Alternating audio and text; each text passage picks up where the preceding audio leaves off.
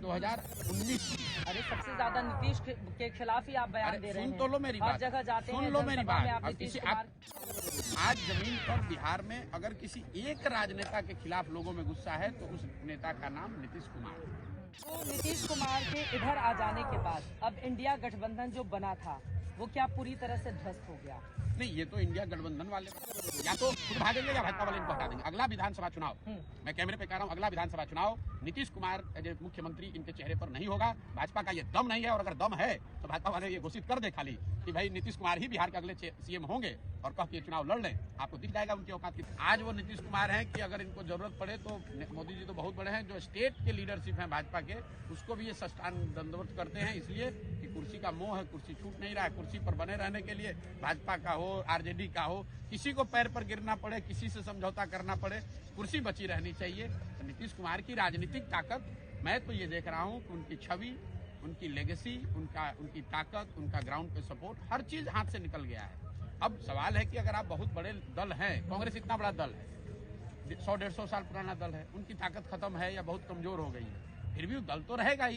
11 करोड़ लोग अभी भी वोट कांग्रेस को पिछले चुनाव में दिए, लेकिन उनकी ताकत तो वो नहीं है जो 1980, 85 और 90 में होती थी। ऐसा लग रहा है कि नीतीश कुमार से अलग होने के बाद नीतीश कुमार को हराने के लिए या उनके खिलाफ खूब बयान दे रहे हैं आप, मतलब आपका एकदम टारगेट फिक्स है, यही है दुश्मन नीतीश कुमार। आपका ये भ्रम है कि मैं नीतीश कुमार से कोई आज अलग हुआ हूँ। मैं तो बिहार की राजनीति में मैंने एक कदम 2015 में नेता के तौर पर नहीं, एक बिहारी होने के नाते, बिहार का बच्चा होने के नाते मैंने नीतीश कुमार की 15 में मदद की थी। चुनाव जिताने में कंधा लगाया था, बिहार में 7 निश्चय का एक कार्यक्रम बनवाया था, बिहार विकास मिशन की स्थापना कराई थी।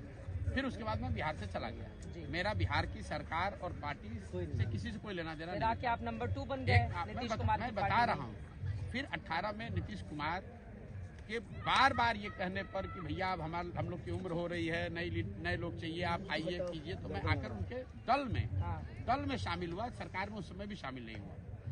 दल में आने के बाद सीए एनआरसी के नाम पर उन्होंने गलत बयानी की, गलत एक्शन किया।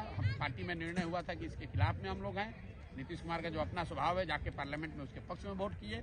हमको फोन पर ये समझा रहे हैं कि अरे हम लोग तो पार्लियामेंट में वोट कर दिए, हमको पता नहीं चला, बिहार में हम लोग लागू नहीं करेंगे। तो मैंने उसके बाद पार्टी छोड़ दिया, उन्होंने हटा दिया मुझे। फिर उसके बाद मेरा बिहार की राजनीति से कोई लेना देना नहीं। ये घटना है 2019 की। अरे सबसे ज्यादा नीतीश के खिलाफ ही आप बयान दे रहे हैं। सुन तो लो मेरी बात, हर जगह जाते हैं, सुन लो मेरी बात। आप लोग बीच का टाइमलाइन इरेज कर देते हैं। नीतीश कुमार को छोड़ने के बाद 2 बरस तक मैं बिहार में, मेरा कोई लेना देना नहीं रहा। मैं तो बंगाल में था। 2021 में जब मैं यहाँ आया हूँ, तब मैंने ये तय किया है कि मैं एक नई व्यवस्था बना रहा हूँ, नया प्रयास कर रहा हूँ। बिहार की जनता की स्थिति को समझने, जोड़ने, समझाने, नया दल, नया विकल्प बनाने का प्रयास करेंगे। और उस प्रयास के तहत मैं पिछले 16 महीने से अपना घर परिवार, काम धाम छोड़कर गाँव में हम रह रहे हैं, काम कर रहे हैं। और जो मैं देख पा रहा हूँ, जो मैं समझ रहा हूँ, वही आपको बयान कर रहा हूँ।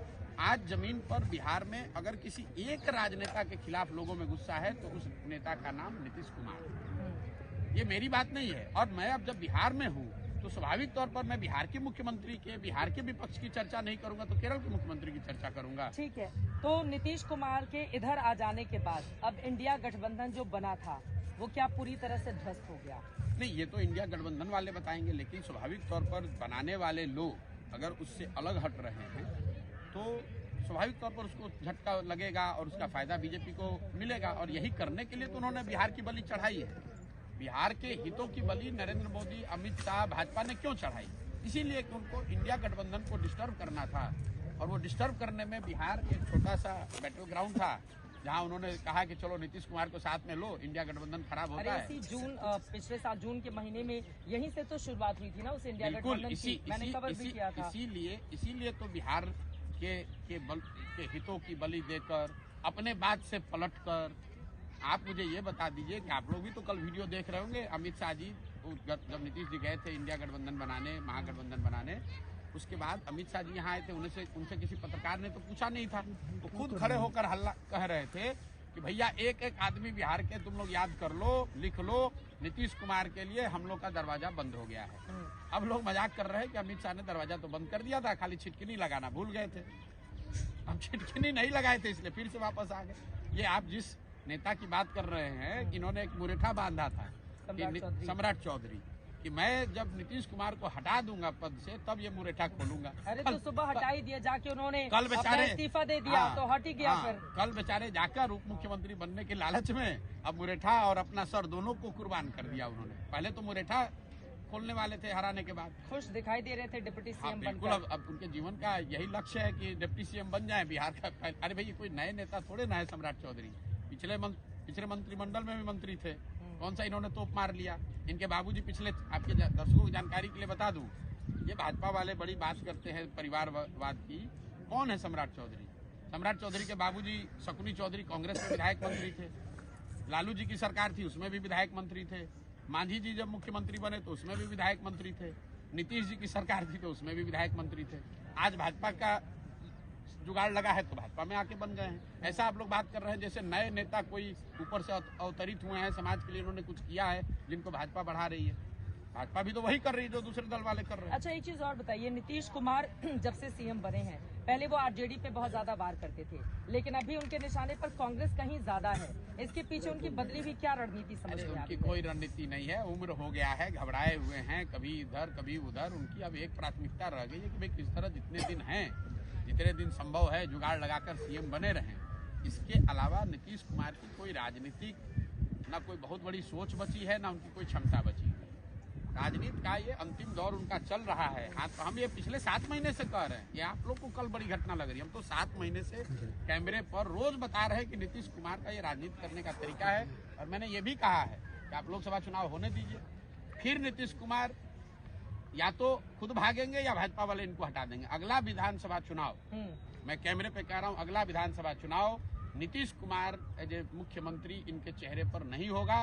भाजपा का ये दम नहीं है, और अगर दम है तो भाजपा वाले ये घोषित कर दे खाली कि भाई नीतीश कुमार ही बिहार के अगले सीएम होंगे, और कह के चुनाव लड़ लें। आपको दिख जाएगा उनकी औकात कितनी है, कितनी बड़ी उनकी। आप ही कह रहे हैं कि 25 में नीतीश कुमार के बगैर बीजेपी जाएगी, और अगर जाती है तो फिर बहुत बड़ा नुकसान एनडीए गठबंधन को होगा बिहार में। उल्टा आपने सुन लिया, मैंने कहा कि नीतीश कुमार के साथ वो जाएंगे ही नहीं जाएंगे, क्योंकि उतनी समझ उनको है कि नीतीश कुमार के साथ अगर गए, वो तो नेचुरल अलायंस बताते हैं। कल ही जेपी नड्डा जी ने बताया है। चलिए, नड्डा जी को कितनी बिहार के पॉलिटिक्स की समझ है वो छोड़िए ना आप।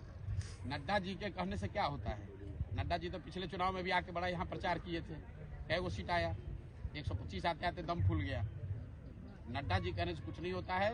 ये अलायंस जेडीयू भाजपा का है, लेकिन मैं ये कह रहा हूँ कि मुझे नहीं लगता है कि नीतीश कुमार को चेहरा बनाकर ये अलायंस अगला विधानसभा चुनाव लड़ेगी। या तो नीतीश खुद भाग जाएंगे या भाजपा इनको हटा देगी। नीतीश के चेहरे पर अगला चुनाव नहीं होगा, और अगर होगा तो उसका सबसे बड़ा खामियाजा भाजपा को, एनडीए को होगा। और मैं ये चुनौती भी दे रहा हूं कि अगर आप मेरे बात से इत्तेफाक नहीं रखते हैं तो भाजपा के नेता, शीर्ष नेतृत्व ये घोषित कर दे खाली कि भाई अगला विधानसभा चुनाव नीतीश जी के चेहरे पर, जैसे उन्होंने 2020 में कहा था वैसे 2025 में कह दे कि अगला चुनाव नीतीश जी के चेहरे पर लड़ा जाएगा। खाली वो इतना कह के दिखा दे।